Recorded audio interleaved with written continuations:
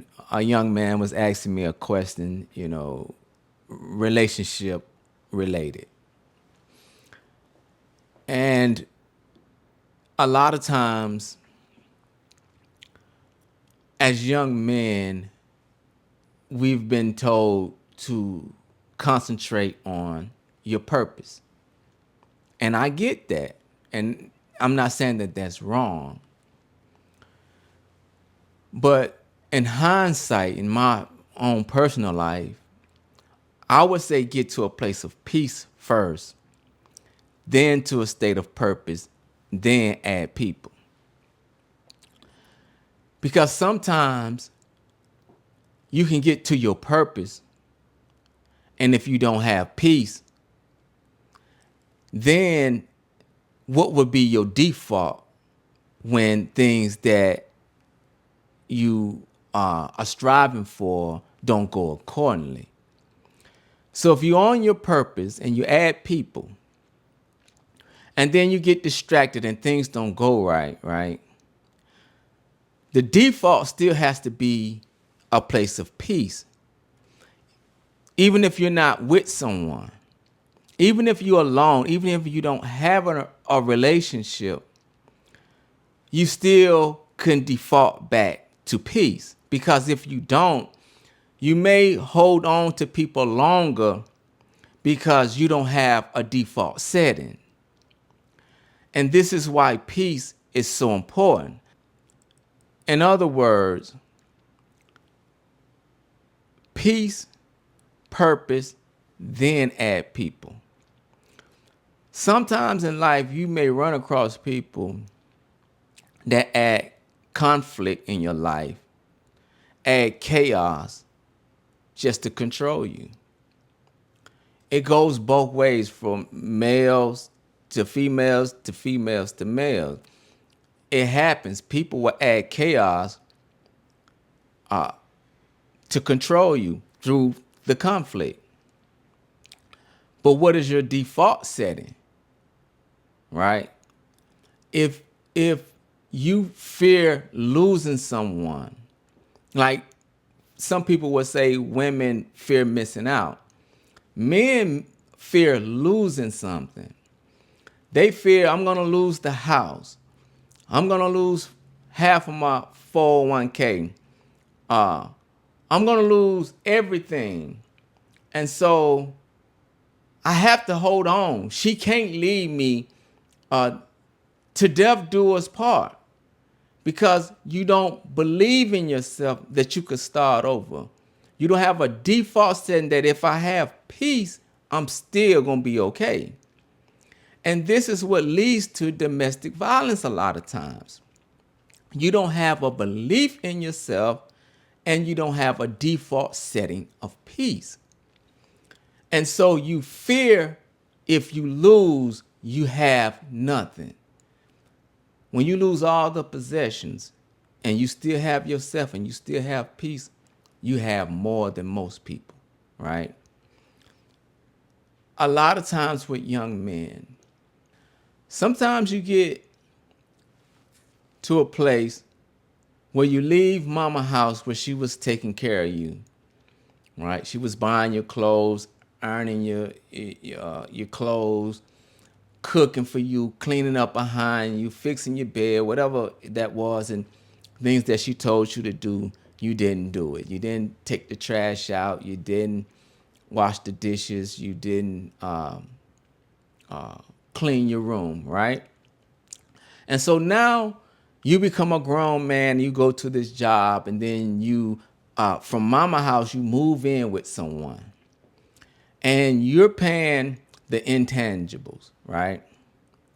The light bill or the rent, the cable bill. So when that relationship dissolves and you're not with that person no more, you leaving with nothing.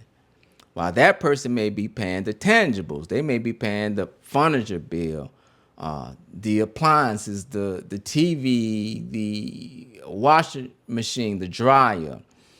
And so when that resolves, they can still see where their money went, right? I'm talking as a young man, because sometimes when you start over, sometimes you need a start over package, right? And so you put all these eggs in one basket.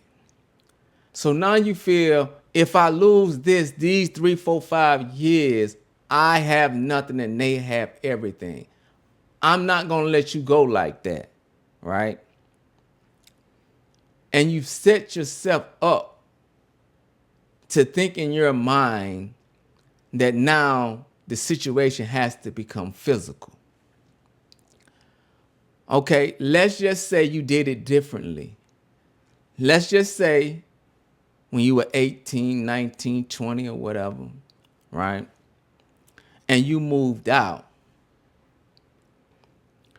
Let's just say instead of moving in with someone, you got your own place. You did like the birds and the bees. They say the birds build the nest, then they lay the eggs, right? Because bees like honey.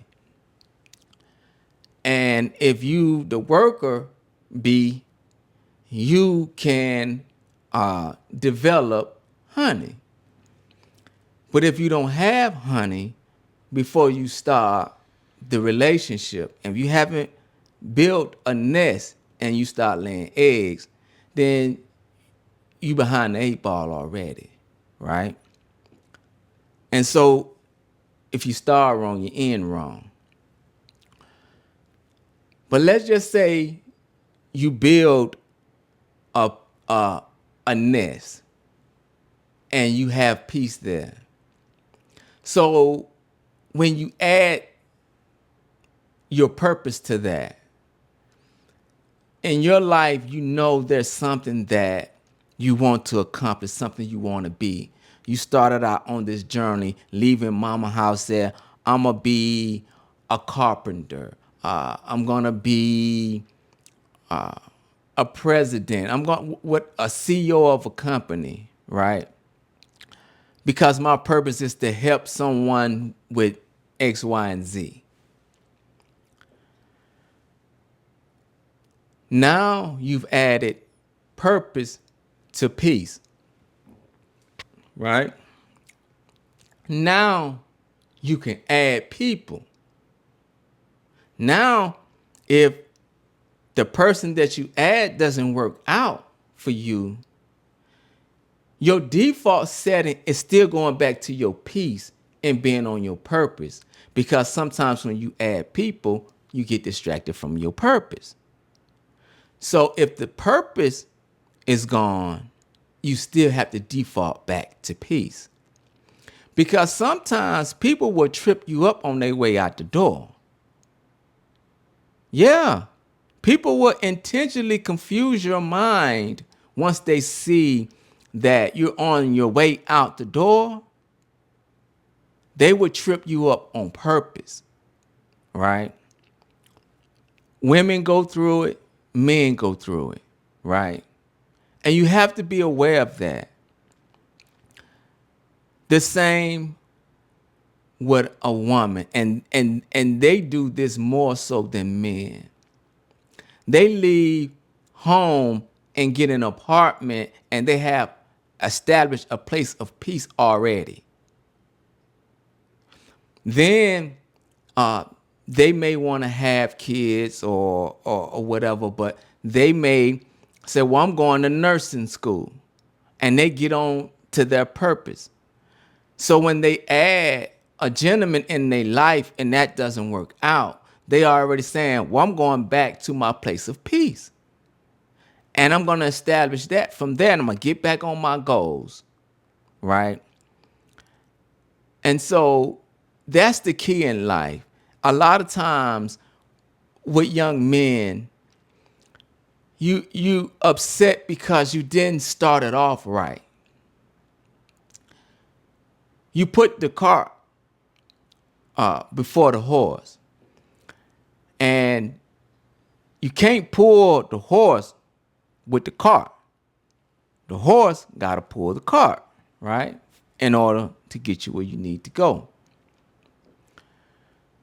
So when it comes to a place of domestic violence, 9 times out of 10, the only reason that you get to that point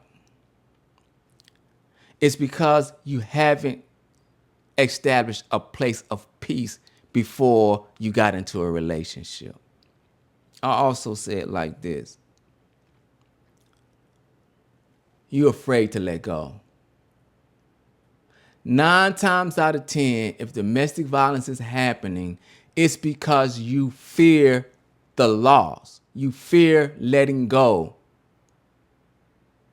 When a lot of times in relationships, the relationship doesn't start till after you let go and give that person some time, and then that person may come back, beg your pardon, or say, I'm sorry, I won't do that again. And then at that point, you have established something. Now you can go forward, and now the relationship could start. But if you fear letting it go, and to the point where you want to fight someone because you fear the loss, we already lost because you've exposed that you never had a place of peace. You fear loss. And once you fear loss, then that means you fear lack. You fear, you don't have the belief of, I could, if I done it one time, I can do it again. Right? Older guys, we get it. A lot of older guys, we've been through divorces and things like that. You know, things happen, and you can always start all over, right? So the older gentleman was there, and he was like, man, you look like you hadn't had a problem in the world. And my barber at the time had started laughing. And a young man was asking me if I knew some little young fella, because I told him what neighborhood I was from. And so my barber was telling him, bro, that man got kids that y'all age. That you know, my grandkids almost y'all age. You know, I'm thankful that I'll be 54 in a couple of months. And so I thank God for that, because my point is God will restore. If you do lose and you get back to a place of peace and you get back to your purpose, I'm telling you, God will restore. And that has to be in your belief system, because the fear, now when the fear came, your fear of loss, you went to reverse, back to the state of violence, arguments, or you went to neutral, where now it is what it is, and however it go down, that's how it's gonna go down. Or you can put yourself in drive and take all the energy that's in that engine, the things that you want in life, and once you utilize your transmission, that fear, and put that into drive, now you can go forth and God will restore all that you lost. That's the same when you write in these characters in the story. And this is why I say that these tools that we have, these ebooks that we have, they work for writing stories and they work for your regular life. When you writing these things out for the character, if you're writing a story, you can write them down as, I'm the hero in my own story, in my own life. And here's what I want. This is what I believe. This is what I fear. Here's my limiting belief. Here's my core wound. And when you write these things out, these charts that we have, these ebooks that we have, the link is in the description. Do yourself a favor, check them out. And See if they will bless your life. They will help you write your story. Because I believe that there's a lot of stories that are going to come out from all the things that have happened post-COVID. COVID happened and the world was shut down, right? Okay, yes. And when they released us, everybody wanted to get outside. There was a point when the shutdown happened, the women couldn't get perms, couldn't get the nails done, couldn't go, I was in California, you couldn't go nowhere. When I came back to Alabama, you can go just a few little places here and there, but they weren't as strict as they were in California. And then they opened the floodgates. We outside, we everywhere. And people began to mingle again. And then, from being on lockdown, it kind of got out of hand, right? We went overboard with it, right? The passport bros, they showed enough turn it up then. You know what I mean? Let's get out of here. Some of the females was probably glad to get flown out somewhere, right? Taking more commas than you probably normally would. But under the circumstances, things, it's cause and effect. But some good stories can come out of all of this stuff, right?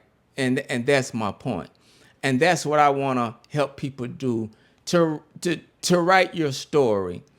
And that's my purpose in life, to help you guys to write your stories and help those just coming behind you to write their story, or just help them with the same issue that you may have had, something that you overcame in your life. Your story might be about catching COVID, or about the vaccination, or about the travel restrictions, only having when we first began to move and you could get package delivered to your house, and how happy you were just to get a package delivered. All those are stories, right? And so that's what the charts that's in the description, they will help you to write your stories. But these ebooks, these tools will also help you in your personal life to just kind of put it on paper, not just as a journal, but you could put it together as a story, and then say, even if I wanted to keep it to myself and never show the world, I have something that I can look at and put it in some kind of order. And so I thank you for watching this video. The want, the belief, and the fear is so important to look at in our lives and in our stories. And I thank you for watching this video. Go to the link in the description, check out the charts, and write what you want, what you believe, what you fear, your core wounds, and see if it makes a difference in your life. And come back to the comments and let someone know how it helped you and how it blessed you. Give us a like, give us a comment, subscribe to our channel. Thank you for watching this video.